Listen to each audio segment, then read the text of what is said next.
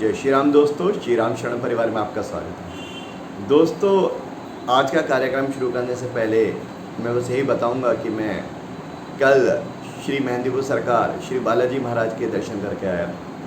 तो उनके दर्शन करने से जो प्यार, आशीर्वाद, जो पॉजिटिव ऊर्जा मिलती है, उसका कहना ही कुछ और है। वो कुछ और लेवल की होती है और जो काम कोई नहीं कर पाता वो काम उनके आशीर्वाद से क्षण भर में हो जाते हैं। तो वहाँ जाके जो आनंद मिला वो वाकई में जो लोग गए हैं वो समझ सकते हैं, जो नहीं गए हैं तो एक बार जाके देखिए बाबा के चरणों में, बहुत आनंद आएगा। खैर, बात करते हैं आज की। दोस्तों, जैसा कि आप लोगों को पता है कि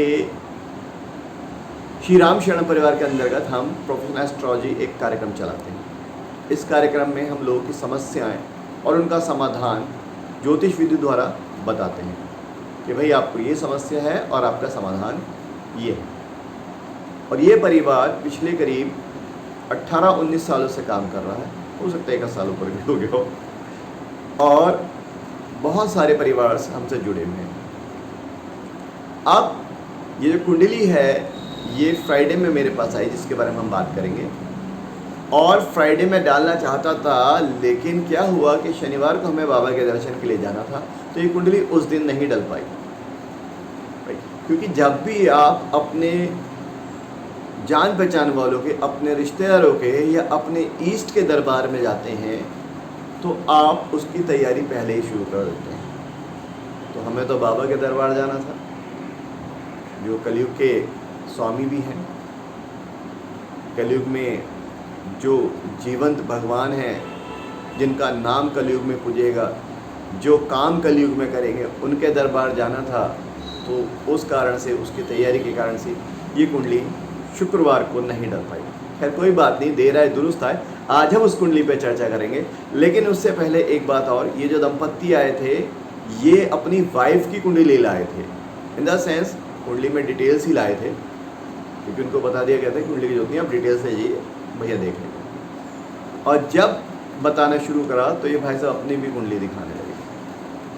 तो इनकी कुंडली से क्या दोष निकला और क्या सोल्यूशन आया वो हम देखेंगे कि यहाँ क्या कर सकते हैं। खैर, सारा सोल्यूशंस तो यहाँ नहीं दिया जा सकता, तो हम आज बात करेंगे इसी बारे में कि ये कुंडली क्या कहती है। तो देखते रहिए, बने रहिए हमारे साथ। जय श्री राम। दोस्तों, आप लोग देख सकते हैं कि ये मिथुन लगन की कुंडली है और मेष राशि है। दोस्तों, कुंडली देखते ही समझ में आ जाता है कि क्या दिक्कत है। इस मिथुन लगन का जब हम स्वामी देखेंगे तो अपने से अगले स्थान में बैठा है, वक्री और अस्त होकर, यानी कहीं ना कहीं अपनी वाणी के कारण जब भी इसका बुरा वक्त आता होगा तो ये अपना नुकसान कर बैठते हैं। दूसरा, बुध जो है सूर्य के साथ बैठा, और पहला घर अपना घर होता है, अपना सेल्फ होता है, तो कहीं ना कहीं पिता को लेकर भी ये चिंता में बने रहते हैं। और पिता के इर्द गिर्द ही इनकी लाइफ घूमती थी। सेकेंड हम हाउस में आते हैं तो चंद्रमा बैठा है राहु के साथ, तो कहीं ना कहीं सेकेंड हाउस धन का भाव है, तो राहु के कारण कहीं ना कहीं, जैसे मैंने बोला, वाणी भी है तो वाणी को भी खराब करता है। इस कारण से इनका चंद्रमा यानी पैसे जो हैं वो इनके पास ज़्यादा जुड़ नहीं पाते, किसी न किसी कारण से वो पैसे खर्च हो जाते हैं। तीसरे घर में बात करें, जो आपकी मेहनत का घर दर्शाता है, वहाँ शुक्र बैठा हुआ है और राशि का स्वामी सूर्य अपने से पीछे बैठा हुआ है। तो ऐसे में क्या होगा, क्योंकि जो ग्रह बैठता है वो भी फल देता है और जो उस ग्रह का स्वामी वो भी फल देता है। तो तीसरे घर का स्वामी जो है अपने से पिछले घर में बैठा है, तो कहीं ना कहीं पिता को लेकर चिंता बनी हुई है, सारा परिश्रम पिता के इर्द गिर्द होता है। और कहीं ना कहीं क्योंकि वीनस भी है शुक्र के घर में, तो कहीं ना कहीं बीवी से भी हो सकता है कि हमारा मेंटल स्टेटस ना मिलता हो, यानी वैचारिक मतभेद हो। इसके बाद हम बात करें चौथे घर में। चौथे घर का स्वामी अपने से पीछे सेकंड हाउस में बैठा है, और मैंने आपको बताया राहु के कारण, क्योंकि उसका मालिक राहु भी है, साथ में राहु बैठा है उस मालिक के साथ, तो कहीं ना कहीं पैसा जुड़ नहीं पाता, जिसके कारण, और अस्त है तो कहीं ना कहीं घर लेते लेते लेते लेते at the last moment, at the 11th hour, वो घर की डीलिंग कैंसिल हो जाती है। या हम कहें तो एक चिंता इनको घर की भी बनी रहती है, यानी इनको घर का सुख जो है बड़ा लेट दिखाई देता है। नेक्स्ट हाउस हुए आए जो हमारे प्रथम संतान का है, तो उस घर में केतु बैठे हुए हैं और घर का मालिक जो है वीनस, शुक्र जो है वो तीसरे स्थान पे बैठा हुआ है। तो कहीं ना कहीं अब बीवी से मतभेद दिखा रहा है, वैचारिक मतभेद दिखाता है कई बार। और दूसरी बार केतु बैठा, और राहु केतु जिस घर में बैठते हैं उस घर के लॉर्ड की तरह काम करते हैं और पहले संतान है। तो केतु जनरली क्या कर रहा है, 5वें घर का लॉर्ड बन गया है। 5वां घर वैसे देखें तो हम सूर्य का भी मानते हैं। तो कहीं ना कहीं केतु उसके आसपास जब आया तो क्या हुआ, सूर्य को नुकसान पहुंचाना शुरू कर दिया। सूर्य को नुकसान से मतलब कि संतान प्राप्ति में परेशानी पैदा कर दी। तो जब भी आए तो मेरा पहला सवाल यही था कि आपके संतान है या नहीं है, राइट।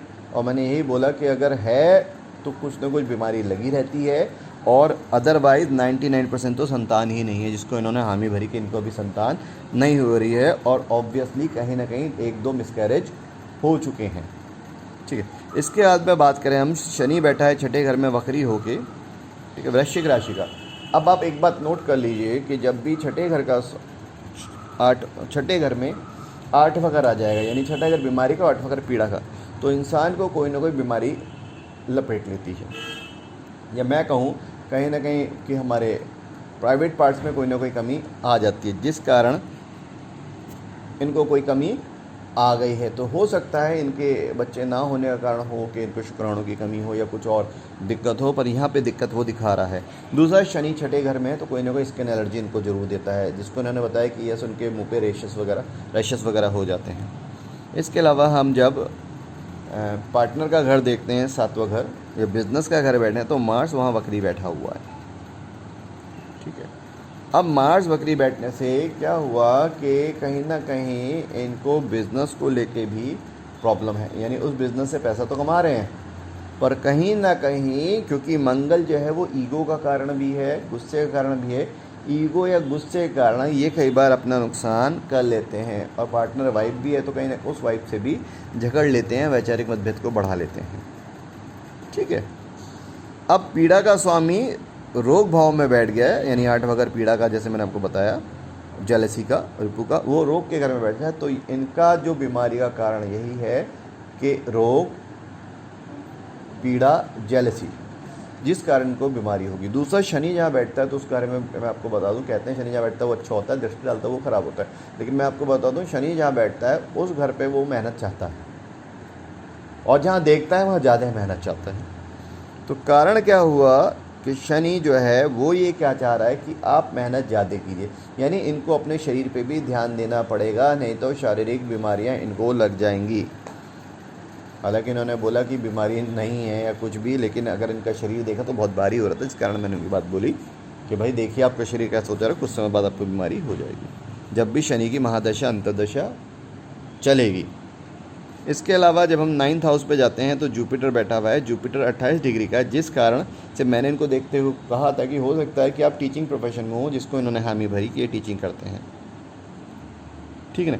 क्योंकि 11 यानी लाभ भाव का स्वामी जो है रोग भाव में बैठ गया है, तो कहीं ना कहीं आप समझिए इनके भाग्य में भी कमी होगी, यानी इनको जो चीज़ आज चाहिए वो इनको हो सकता है कुछ महीनों बाद मिले, जब उस चीज़ की अहमियत ख़त्म हो जाए या उतनी एक्साइटमेंट ना रहे।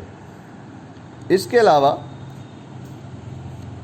आप देखिए कि कर्म भाव में जाएं तो 12 नंबर लिखा हुआ है और उसका स्वामी जो जुपिटर पिछले उसमें बैठा है, तो कहीं ना कहीं इनका भाग्य टीचिंग से जुड़ा हुआ हो गया है। इसके अलावा अगर गेंस भाव में जाएं, लाभ भाव में जाएं, तो हम मून बैठा है, यानी वो, और मून जो है धन भाव का भी स्वामी, तो चंद्रमा इनको दे रहा है। या एक चीज़ और बताओ, हम ये भी कह सकते हैं चंद्रमा दे रहा है, या ये भी कह सकते हैं कि ये अपनी माता की सेवा करते हैं, एक चीज़। लेकिन क्योंकि केतु की 7वीं दृष्टि भी मून पे पड़ रही है, राहु के साथ है, तो कहीं ना कहीं मैंने ये भी पूछा इनसे कि आपकी माता है या नहीं, तो उन्होंने बोला है।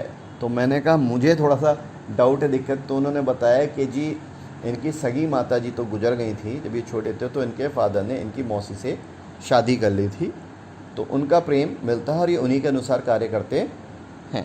क्योंकि राहु बैठा है तो राहु उस माँ से रिलेटेड परेशानी दे रहा है। दूसरी बात, राहु इनके मन में नेगेटिव थॉट ज़्यादा डाल देता है, इस कारण इनको दिक्कत आ रही है।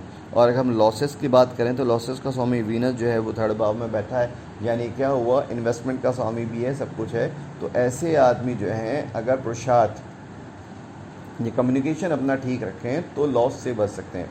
मतलब क्या है कि जब ये दोस्तों में बैठते हैं तो बातों बातों में शर्त लग गया, कुछ हो गया तो हो सकता है या कुछ बात होगी, चलो यहाँ चल रहे हैं, वहाँ चल रहे हैं, ये कर लेते हैं, वो कर लेते हैं, वहाँ पे इनका पैसा खर्च हो जाता है। और दोस्त कई बार अपना पैसा बचा लेते हैं। मैं ये नहीं कह रहा कि सारे दोस्त, लेकिन कुछ दोस्त ऐसे होते हैं। एक चीज़, अब इनको रेमेडीज़ क्या कराया जाए। एक तो इनको संतान की प्रॉब्लम है, जो हमने बात करी। संतान की प्रॉब्लम के लिए केतु, क्योंकि धर्म का भाव है, तो किसी धर्म क्षेत्र में अगर ये झंडा लगा देंगे तो ये बहुत सारी चीज़ें हल हो जाएगी। जुपिटर अपने 9वें भाव में है, 11 नंबर का गेंस का नंबर लेके बैठा हुआ है। तो ऐसे में इनको कुछ भी बुक्स, शास्त्र, ग्रंथ मंदिर में या गुरु को देने चाहिए, जहाँ पे लोग उसको पढ़ सकें, गुरु उसका पाठ कर सके।